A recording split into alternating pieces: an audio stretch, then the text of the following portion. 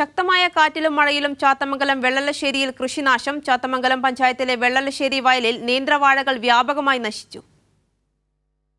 2 ദിവസമായി അടിക്കടിയുണ്ടാവുന്ന ശക്തമായ കാറ്റിലും മഴയിലും ചാത്തമംഗലം പഞ്ചായത്തിലെ വെള്ളലശ്ശേരി വയലിലാണ് നേന്ത്രവാഴകൾ വ്യാപകമായി നശിച്ചത്. പാട്ടത്തിനെടുത്ത് കൃഷി ചെയ്യുന്ന കർഷകൻ പ്രകാശൻ പൊന്നാക്കാത്തടത്തിനാണ് ഏറെയും കൃഷിനാശം സംഭവിച്ചത്. 500ഓളം വാഴകൾ ഒടിഞ്ഞു വീണു. 1.5 മാസത്തിനകം വിളവെടുക്കാവുന്ന വാഴകളാണ് ശക്തമായ കാറ്റിലും മഴയിലും നശിച്ചത്. വിളവെടുപ്പിന് പാകമാവുന്നതിന് മുൻപേ വാഴകൾ കൂട്ടമായി ഒടിഞ്ഞു വീണതോടെ വലിയ ബാധ്യതയാണ് കർഷകർക്ക് ഉണ്ടാവുന്നത്.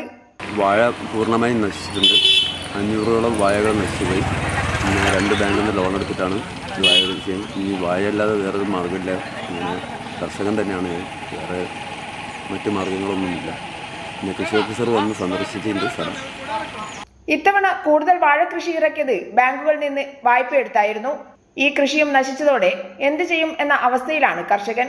കൈരളി ന്യൂസ്, കോഴിക്കോട്.